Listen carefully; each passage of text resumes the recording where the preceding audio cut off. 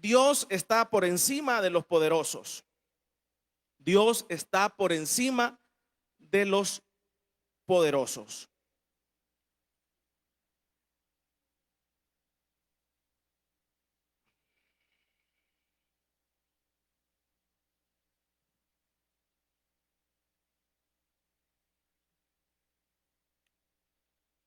Para poder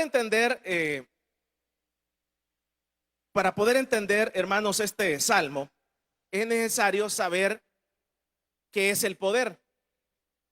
Usted ha escuchado a lo largo de esa frase y esas palabras, el poder, decimos.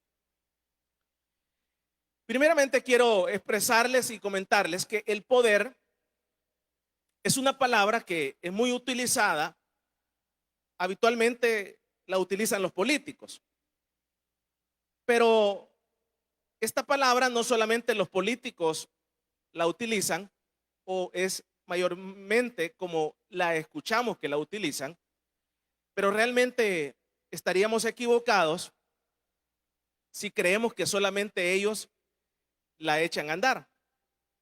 El poder, hermanos, es primeramente en la vida de los seres humanos existe la voluntad. La voluntad propia. Esa voluntad propia, usted ve que todos los seres humanos, una de las características de los seres humanos es que tenemos voluntad.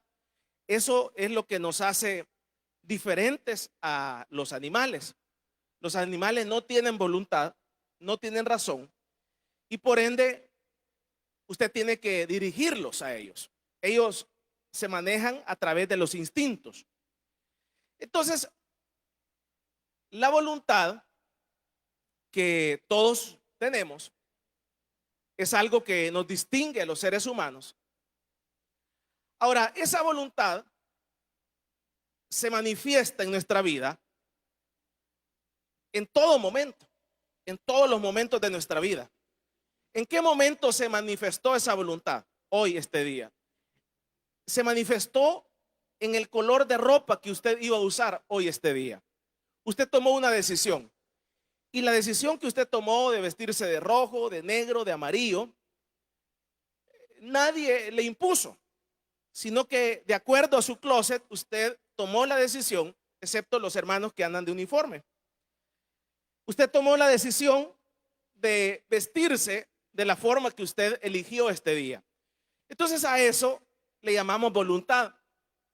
¿A qué más le llamamos voluntad? A los alimentos que usted este día ingirió. No sé qué desayunó, no sé qué almorzó y no sé qué va a cenar. Pero en estos 3 tiempos de comida se va a manifestar su voluntad. Donde usted se va a sentar a comer, no solamente lo que usted va a comer, sino también a dónde lo va a hacer. Entonces, esa voluntad, usted va viendo, se va manifestando en nuestra vida cotidiana. Ahora, en nuestra vida cotidiana. Ahora, esta voluntad no solamente se manifiesta ahí, sino que se manifiesta en el color de carro que usted compró, en la marca de carro que usted tiene.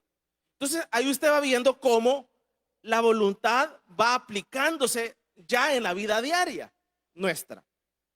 No solamente en la comida, sino que en lo que compramos, en lo que vendemos, en lo que adquirimos, en cómo nos movemos, a qué hora nos levantamos. Es parte de la voluntad. Ahora, esta voluntad, que es la muy propia, tiene una colectividad. Si ya nosotros estamos aquí, habemos 50 personas, y ya yo hago y les hago una pregunta y les digo, hermanos, ¿a qué horas quieren que terminemos? Entonces algunos me van a decir ya, otros me van a decir dentro de 20 minutos, otros me van a decir dele, hermano, hasta que amanezca. Entonces ahí ya usted ve una diferencia de voluntades. Hermano, ¿qué color de ropa me pongo? Hermano, ¿cómo quisieran que viniera? De traje. un traje gris, un traje negro, un traje azul, un traje amarillo. Entonces ahí ya la voluntad propia se acaba. Entonces ahí empieza una voluntad colectiva. Entonces aquí habrían unos que dirían 5 amarillo, otros 3 negro, otros blanco y otros verde. Pero por ende, como ya esta voluntad es colectiva, ya no es individual, ya usted no puede ejercer la voluntad de las personas. Ya usted no puede ejercer su voluntad. Sino que en la Biblia se establece las autoridades. Las autoridades. Estas autoridades que en la Biblia establece son autoridades religiosas, son autoridades políticas, son autoridades, personas con alta influencia. Entonces, a este tipo de personas que son las autoridades, entonces, la colectividad entre todos nosotros acá, decimos, le vamos a depositar a él nuestra voluntad colegiada, junta. Entonces, esa persona que es la autoridad tiene la voluntad de todos en sus manos. Tiene la voluntad. Entonces, a esa persona que tiene la voluntad de la mayoría, puede ser un policía, puede ser un pastor, puede ser un presidente, puede ser un alcalde. Entonces, esta persona recibe la voluntad de todos los que estamos sentados acá.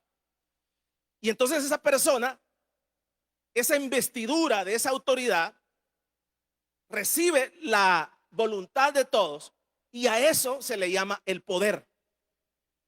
Entonces, el que tiene el poder, entonces tiene la capacidad de matar, de mandar a la cárcel a alguien con una mala mirada, o también de quitarlo del trabajo o de levantarlo. Vamos a darle un fuerte aplauso pues al Señor.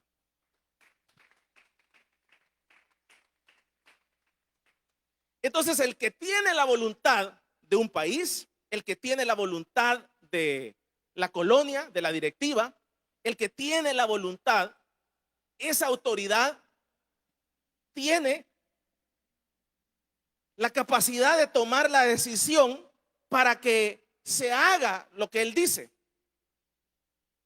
Entonces, esas personas que tienen, que son las autoridades, tienen el poder y a eso se le llama el poder. Entonces, el que tiene el poder dice, a partir de mañana los impuestos van a ser del 15%. El que tiene el poder dice, a partir de mañana nadie va a pagar impuestos. El que tiene el poder dice, a partir de mañana se cierra tal calle. El que tiene el poder dice, en esta iglesia yo no lo dejo entrar, que se vaya. Entonces, el que tiene el poder tiene la capacidad para decir sí y para decir no. Ahora, esta investidura de poder no es otorgada, primeramente en el caso de los políticos, es otorgada a través de la democracia, a través de la mayoría, o sea, en elecciones. Pero en los otros casos de otras autoridades, no es entregada a través de las mayorías, porque las mayorías no significa que tengan la razón, sino que esa autoridad es entregada por Dios.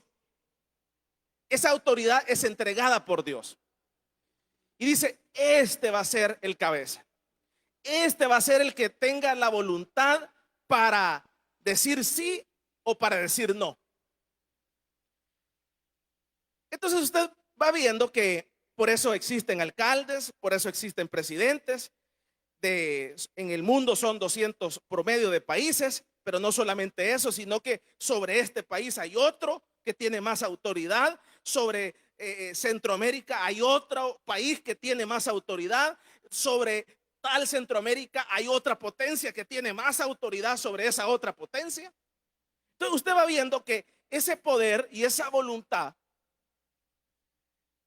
que se le ha ido entregando a esa autoridad, que se le ha ido entregando a las autoridades, va siendo depositada ahí. Entonces nosotros, humanamente hablando, por eso es que usted ve los grandes pleitos que hay. ¿En qué sentido? En el sentido de que hay tratados en donde ya ningún país puede tener bombas atómicas. ¿Por qué? Porque los países que las tienen hasta este momento se cree que son autoridades, que no va a haber un abuso de poder. ¿Qué es lo que significa un abuso de poder? Ah, no, porque me caes mal. Porque me caes mal, te voy a borbandear tu país. ¿Qué fue lo que pasó con Alemania? Usted ve que en Alemania estaba poblado de judíos. Poblado de judíos. ¿Qué significa eso? O sea que como que aquí en El Salvador está lleno de nicaragüenses, pues. Entonces se habían adueñado del país. Los judíos eran dueños de la banca nacional de Alemania. Recuérdese que Alemania era la potencia del mundo. Y entonces resulta que vino un presidente, el que llegó a través de la democracia, lo eligieron las mayorías y gana las elecciones de Alemania, pero ese presidente había tenido varios intentos de llegar y no pudo llegar, pero llegó. Y dijo, cuando ya estaba en el poder, dijo, voy a hacer una raza diferente a todos. Y en esta raza no quiero a gordos, no quiero personas menos de 1,70, no quiero personas que no tengan ojos verdes, no quiero personas que estén endeudadas, no quiero personas de esta. Y creó un modelo de persona. Y el que no daba esa medida de gordura, le estoy hablando de gordura, le estoy hablando de ojos. Entonces empezó a juzgar a las personas, por su estatura y por su gordura. Y entonces después un ministro viene y le dice, mira, todas estas personas no son aptas para vivir en el mundo porque nos contaminan. Como que alguien diga, mire, matemos a todos los que tienen cáncer, a todos los que tienen SIDA, porque nos van a contaminar a todos. Entonces así pasó en Alemania. El que tenía el poder dice, matemos a todos los enanos y matemos a todos los gordos y matemos a todos los que nos dan esta medida. Y empezó y creó unas cámaras y los empezó a meter. Primero empezó, como le digo, con los gorditos, con los que no daban la medida, y después le agreguémosle a los millonarios. Y entonces empezó con los millonarios. ¿Quién es el dueño de tal fábrica? Entonces aquí esa fábrica va a ser del pueblo. Y entonces empezó con ellos.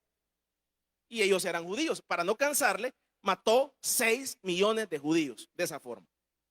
El que tenía el poder. Entonces el mundo se dio cuenta de que, entonces por esa razón es que el poder no puede estar en manos de un loco, de un enfermo.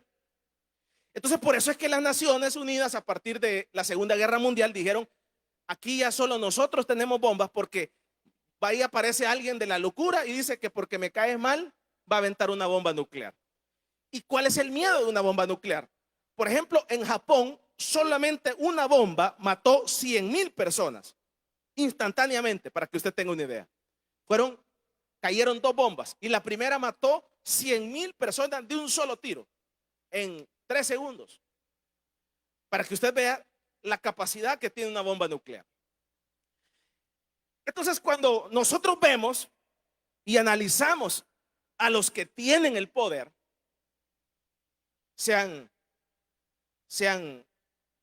las autoridades y todos los que tienen el poder en el mundo, hay algo que sucede. ¿Y qué es lo que sucede? Nos da miedo. Nos da miedo. Nos da miedo que nos avienten una bomba como país. Nos da miedo que nos quiten los préstamos. ¿Qué más? Nos da miedo que nos metan a la cárcel solo porque se le antojó al policía. O sea, cuando nosotros no tenemos el poder, no tenemos la voluntad para decidir, y el otro la tiene, y vemos al que lo tiene, entonces nos da miedo. Dejaríamos de ser seres humanos cuando cuando diríamos, a mí no me da miedo. Sí, nos da miedo, porque Él tiene la capacidad para hundir a la persona. Y por esa razón es que, entonces cuando vemos a estas personas, entonces,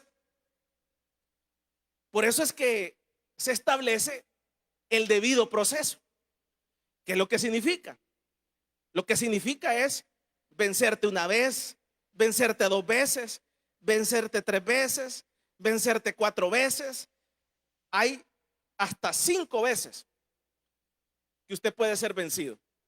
Y usted lo vio el caso de un expresidente de Honduras que hace poco estaba condenado a cadena perpetua en una cárcel y tenía 5 años. Pero usted ve que con mucha esperanza y con mucho milagro de Dios logró salir.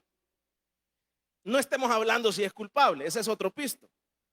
Lo que le quiero mencionar es que cuando nosotros vemos, usted ve que el que tiene el poder para hundir a la persona, para que se pudra en la cárcel, para hacerlo pedazos. Y cuando nosotros estamos conscientes de eso,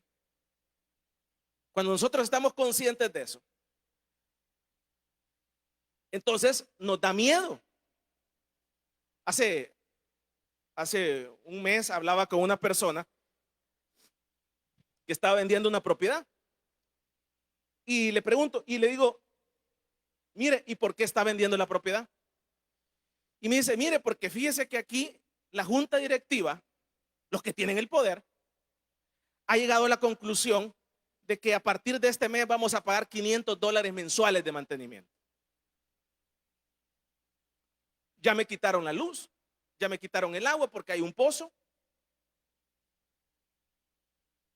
Y entonces esa es la razón.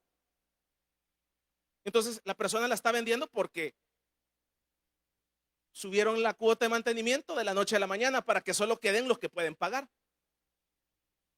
Entonces lo que le quiero mencionar es que da miedo cuando usted escucha este tipo de cosas, y todas las que usted y yo hemos enfrentado por alguna circunstancia.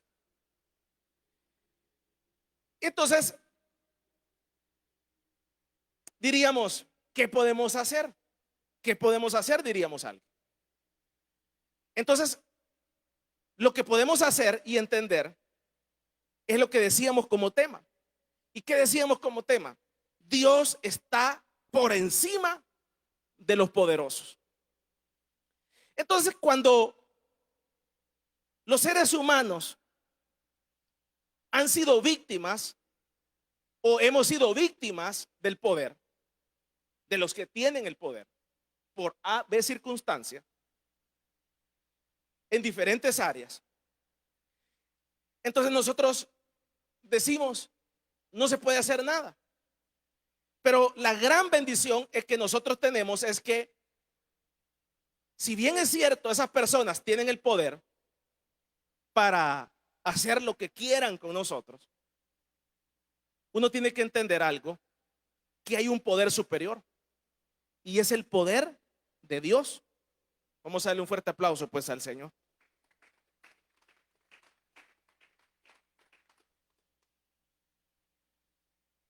Fíjense que yo tuve una experiencia muy bonita. A lo largo de toda mi vida yo nunca había tenido un trabajo formalmente en alguna empresa. Y tuve la oportunidad de estar 4 años de empleado, literalmente. Y me dieron la oportunidad y me dijeron, mire, ¿quiere marcar o no quiere marcar? O sea, poner el dedo a la hora. Entonces yo podía decir, mire, no voy a marcar. Pero yo reflexioné, déjeme pensarlo. Solo que me dijeron, mire, si usted marca, a partir de ahora, si usted viene tarde va a tener 2 veces. Y a la tercera lo vamos a echar.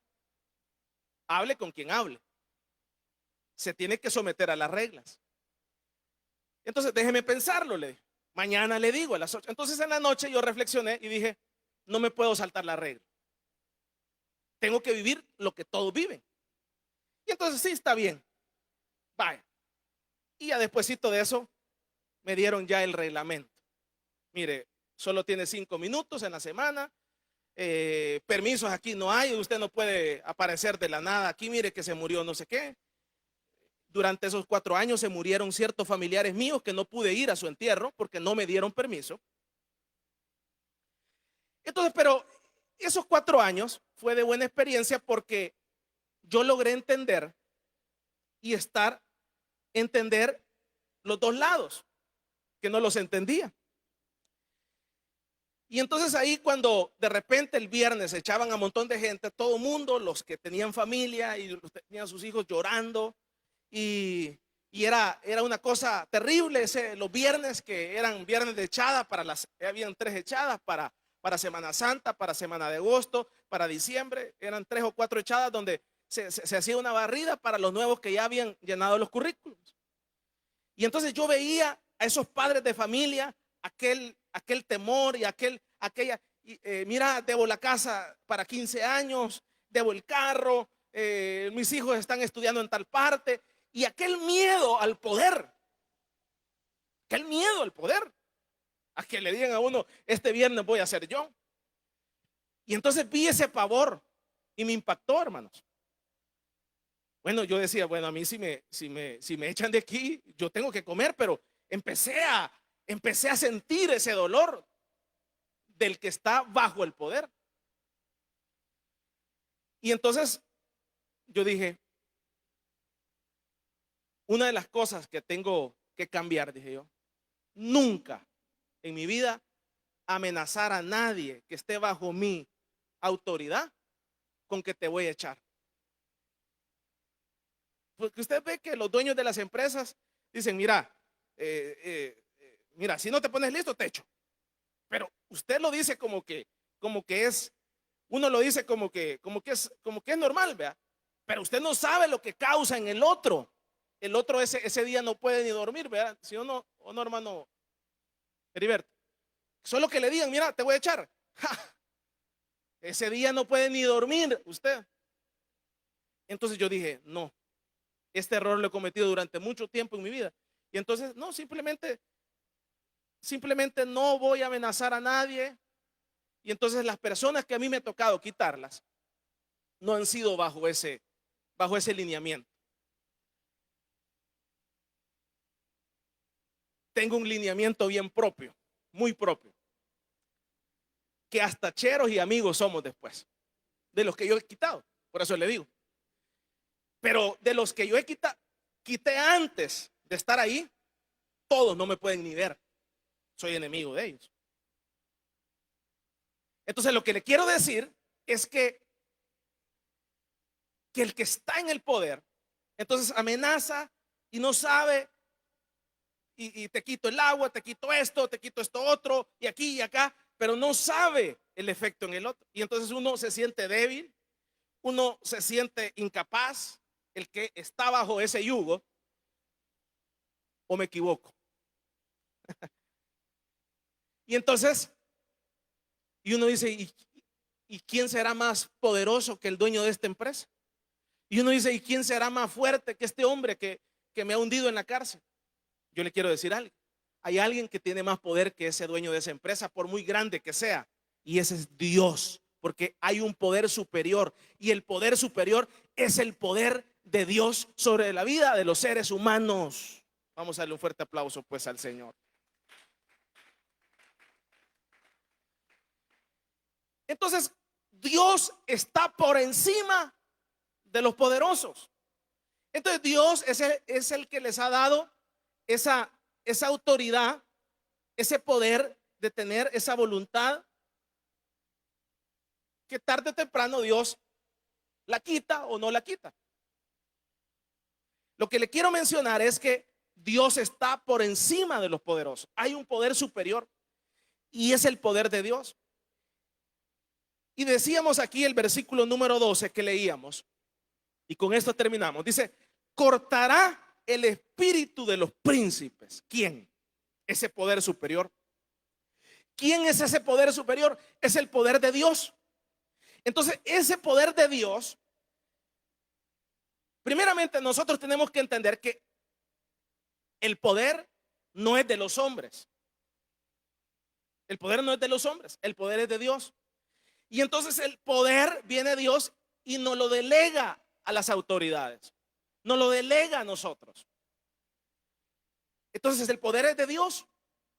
Por eso es que uno no puede matar a una persona, porque solamente Dios tiene el poder para poderlo hacer. Por eso que un asesinato se paga con cárcel y se paga también con la muerte eterna. ¿Por qué? Porque ese poder solamente Dios lo puede dar. Dios es el único que puede decir, se le para el corazón tal día. Dios es el único que puede decir, se muere de esto, pero no una muerte inducida por un arma blanca o una arma de fuego. Entonces, el poder es de Dios. Eso es lo que tenemos que tener claro. El poder es de Dios. Y entonces, cuando nosotros entendemos eso y estamos ante esta dificultad, dice, cortará él el espíritu de los príncipes. En la Biblia tenemos varios ejemplos, hermanos, de personas que administraron el poder que Dios les había dado. Y uno de ellos, váyase usted a el libro de Hechos de los Apóstoles, en el capítulo número 12, podemos leerlo acá. Y con esto terminamos y vamos a poder apreciar esta realidad. Hechos capítulo número 12 y el versículo número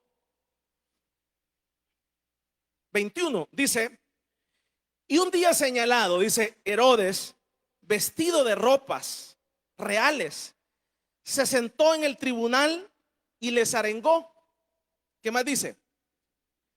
Y el pueblo aclamaba gritando, voz de Dios y no de hombre. ¿Qué más dice?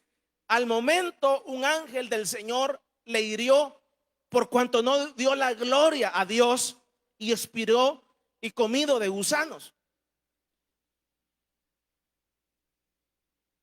Este hombre, ¿quién?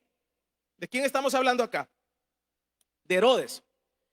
Este hombre había sido tan malo, tan malo. Este hombre había sido tan malo. O sea, había matado con lujo de barbarie.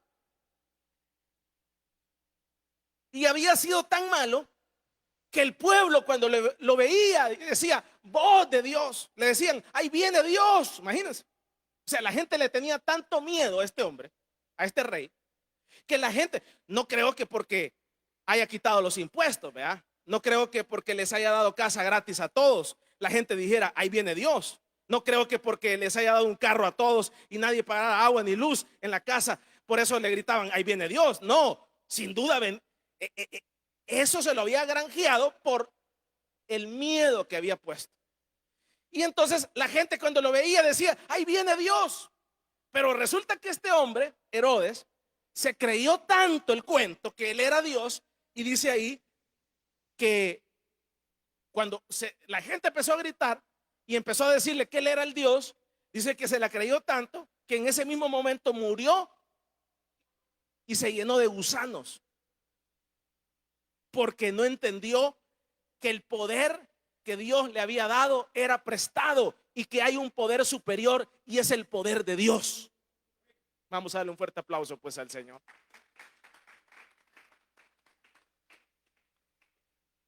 Entonces ahí usted puede ver de un personaje que infundía tanto miedo a los que él gobernaba, que le decían, ahí viene Dios. Pero lo más grave es que él se creía esa mentira, que él era Dios. Y se le olvidó lo que decíamos como tema, ¿verdad? Que hay un poder superior, que es el poder de Dios. Entonces, Herodes, ¿a cuánta gente? Por ejemplo, hay un tiempo de Roma. Roma tuvo tres periodos. Y en uno de esos periodos se gobernó con democracia. Y en otros se gobernó con autoritarismo. ¿Qué significa eso? Lo que significa es que ellos eran jueces y partes, pues. Entonces llegaba, llegaba un hombre que se había robado unas gallinas y lo llevaban donde Herodes y le decían, mire, este hombre se robó estas gallinas, y se le quedaba viendo a Herodes, vaya, mátenlo pues, decía. Este hombre tenía el poder de quitar la vida y de darla. Pero también este Herodes, de repente llegaba una mujer bonita y que se había robado unas gallinas y la veía. ¿Y qué se robó ella? ¿Y qué pensás? Discúlpeme, señor Herodes. Vaya, pues, vas, te vamos a perdonar. ¿Cuántas veces este hombre jugó con el poder? ¿Cuántas veces este hombre, Herodes, estoy hablando, cuántas veces este hombre hizo este tipo de acontecimientos? ¿A cuántos mató? ¿A cuántos mató con lo que no era de él? Y entonces, pero usted ve acá, en el capítulo que leíamos, que hubo un momento en donde vino el poder superior. Y le dijo, no, no, no, no, no, no, cálmate, vos no sos Dios. Hay un poder superior y es el mío. Y le cayó la muerte y vinieron los gusanos instantáneamente para comérselo, porque no le había dado la gloria al que tiene el poder verdadero, que es Jesucristo. Vamos a darle un fuerte aplauso pues al Señor. Éxodo capítulo 14, y con esto terminamos. En Éxodo capítulo número 14, en Éxodo capítulo número 14, aquí podemos apreciar también cómo Dios le enseñó a este administrador del poder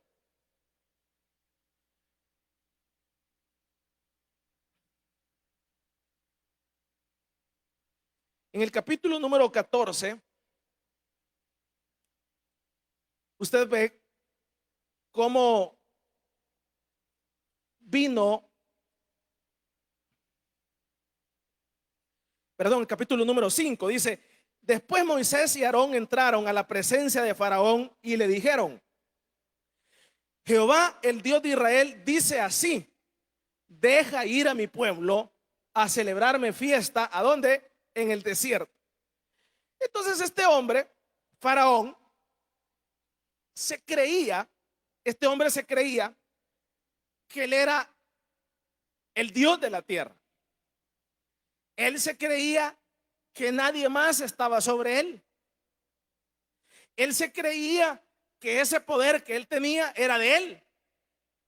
Y entonces viene un trato personal de Dios contra Faraón para demostrarle a Faraón que el poder no era de él, que el poder que él tenía era prestado. Y usted ve que le empieza a matar uno por uno de los dioses de Egipto a los que ellos adoraban. No solamente eso, sino que llegó hasta la muerte de los primogénitos. Entonces lo que le quiero decir es que este hombre era otro Herodes que creía que él era el poder. ¿A cuántos Faraón mató con su poder? ¿A cuántos? ¿A cuántos Faraón hizo y deshizo con su poder? ¿A cuántos? Pero usted ve que, como dicen, ahí vino el poder superior, pero no el poder de Estados Unidos ni de la Unión Europea, sino que vino el poder verdadero, el dueño del poder, el dueño de la voluntad del hombre, que es Dios. Y le dio una lección clara. ¿A quién? Le dio una lección clara a Faraón, quién es el verdadero dueño del poder. Vamos a darle un fuerte aplauso pues al Señor esta tarde. Termino esta tarde. Hay otro ejemplo en la Biblia muy conocido por todos nosotros, que es el ejemplo de Nabucodonosor. Allá en el libro de Daniel, en el capítulo número 4. Por ahí este hombre hizo la gran Babilonia, y cuando hizo la gran Babilonia dijo, todo esto yo lo he hecho. Todo esto yo lo he hecho. ¿Y qué resultó? ¿Y qué hizo con eso que había hecho? ¿qué hizo con todo eso? Dice que cuando se paseaba ahí, dice que vino la palabra de Dios a su vida y le dijo: vos no has hecho esto. Hasta que reconozcas el dominio de Dios. Y se convirtió en animal. Hasta reconocer el dominio de Dios sobre la tierra, volvió este hombre a ser otra vez ser humano. Se convirtió en animal, pues. ¿Y por qué? Porque él pensaba que él era el que había hecho eso. Entonces, esta tarde, usted dice: hermano, yo no tengo ninguna autoridad. Falso. Usted es autoridad sobre su esposa. Usted es autoridad sobre sus hijos. Usted es autoridad, probablemente es jefe ahí en su empresa. Probablemente es el dueño de la empresa. Probablemente es el jefe de ahí del sector de la unidad. Ahora, la pregunta esta tarde es: ¿cómo poder administrar eso que Dios nos ha dado? La única forma que yo le encuentro es un dicho que dicen: hay que ser con el bien ajeno amigos. ¿Entienden eso? ¿Entienden ese dicho? Ese es un dicho que lo establece el poder. Los buenos gobernantes establecen eso. Siempre hay que hacer el bien con el bien ajeno. ¿Qué significa eso? Hoy que usted es jefe ahí en su empresa, vea quién mete algún desempleado de ahí de su colonia. Alguien que usted conozca y le diga: mire, hermano, yo no tengo trabajo, métalo. Porque probablemente un día usted lo van a quitar de ahí, va a necesitar de él. Eso se llama ser con el bien ajeno. ¿Cómo les dije la frase? Perdón, se me olvidó. Con el bien ajeno. Por ejemplo, yo recuerdo de una muchacha que nosotros íbamos a comer al Kentucky los domingos, cuando existía el Kentucky, antes que quebrara, ¿se recuerdan? ¿Y sabe lo que hacía ella? Cuando llegábamos y nos veía, nos hacía el 40% de descuento. Descuento de empleado. Cuando quebró esa empresa, me dice que de ahí mismo, de los mismos que ella les hacía el descuento, se la llevaron para otra empresa. Entonces uno tiene que entender siempre que hay que hacer el bien con el bien ajeno. ¿Por qué? Porque después va a ser usted. Entonces uno tiene que entender esa realidad. Y esa realidad no la entendió Faraón. Esa realidad no la entendió Nabucodonosor. Y esa realidad no la entendió Herodes. Y por eso es que donde leíamos en el Salmo capítulo 76, ¿qué nos dice aquí el Salmo 76, 12? ¿Qué es lo que dice? Que a estos hombres, ¿qué sucede? ¿Qué sucede a estos hombres? En el 76, 12 dice, 76, 12 dice: cortará él el espíritu de los príncipes. Si usted ha tenido un negocio, vaya a hablar con sus clientes y pregúntele y pregunte. O sea, pregúnteles y usted se va a dar cuenta de la situación como está. Entonces, resulta que dice acá: cortará él el espíritu de los príncipes. Vino la muerte del hijo de Faraón, vino la muerte de Herodes, vino la muerte del que tiene la voluntad de los seres humanos. Entonces uno tiene que tener cuidado en este aspecto. ¿Por qué? Porque uno tiene que entender que hay un poder superior y no es el de los hombres, no es el de un país, sino que es el poder superior de Dios, que es el dueño del verdadero poder de los hombres. ¿Cuántas veces usted ha echado a su hija de la casa? Analícelo. ¿Cuántas veces lo hizo? ¿Cuántas veces usted echó a su hija? Analícelo. ¿Será abuso de poder? No digamos nada. Usted ha sido un buen gobernante. Usted ha sido una persona que se le depositó la voluntad de las personas y usted ha administrado súper bien, excelente. Analícelo. Analice usted a cuántos usted les ha perdonado las deudas. Analícelo. Analícelo. ¿Será que usted no se ensoberbeció? Fíjense que hay algo peculiar. Y hay un hermano pastor muy conocido que él siempre se quejaba que ninguno de sus hijos quería estar con él. Bueno, eso yo no lo podía manifestar, vea, yo siempre lo he sabido así.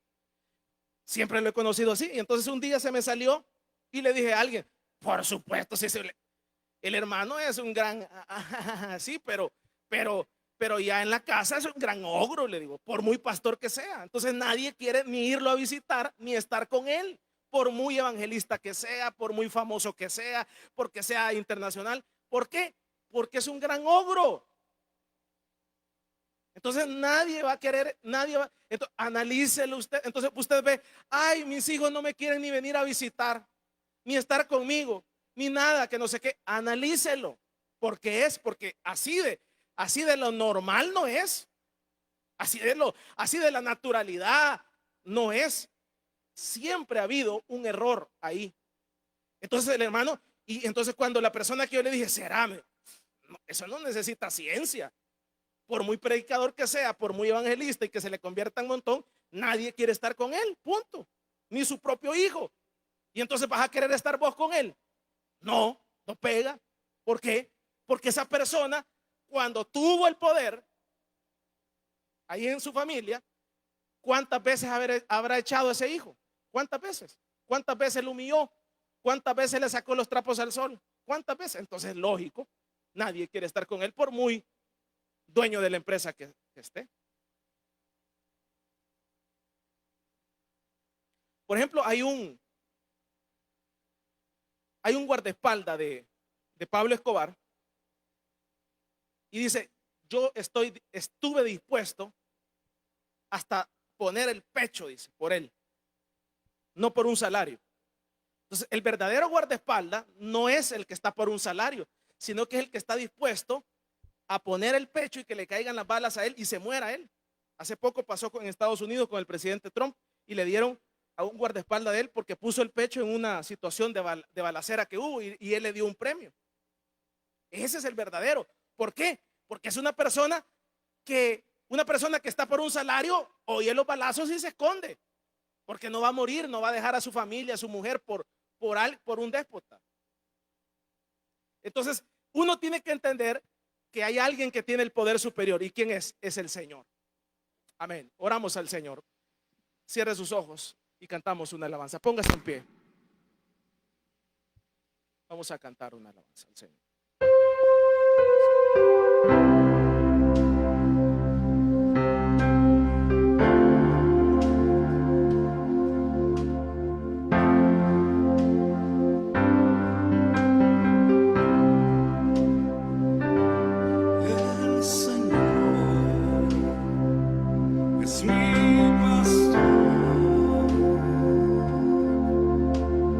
Nada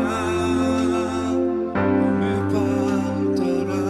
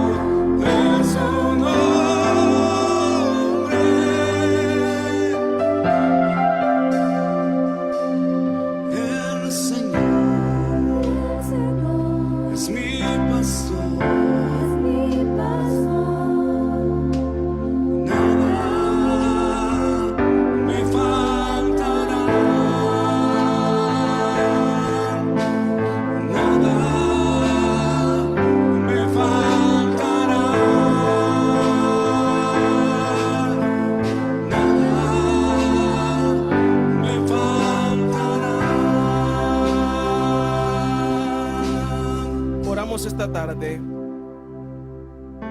Dios está por encima de los poderosos y Dios ha venido cortando el espíritu de aquellos que se han llenado de orgullo, de arrogancia, de aquellos que se han llenado de poder terrenal. El poder del hombre tiene un límite, pero el poder de Dios no tiene límite. Él es el dueño del poder. Y a través de este salmo Dios demuestra que ningún poder de la tierra puede competir con el de Él. Oremos al Señor. Bendito Dios que estás en los cielos. Ayúdanos, Señor, a poder entender esta realidad, Señor. Ayúdanos, Señor, a poder comprenderla y saber, Señor, que solamente tú eres el único poderoso sobre la vida de los seres humanos. Perdónanos nuestros actuares, perdónanos nuestras conductas. Aquí estamos juntos con mis hermanos, Señor. En el nombre de Jesús oramos y te pedimos perdón. Gracias, Padre. Amén, Señor, y amén. Gloria al Señor. Vamos a darle un fuerte aplauso al Espíritu Santo esta tarde y vamos a recoger nuestras ofrendas y nuestros diezmos delante del Señor. Cierre sus ojos y oramos al Señor. Bendito Dios que estás en los cielos, gracias porque nos permites ofrendarte y diezmarte. Te pedimos que nunca nos haga falta, Señor, en nuestra mesa y en nuestra casa.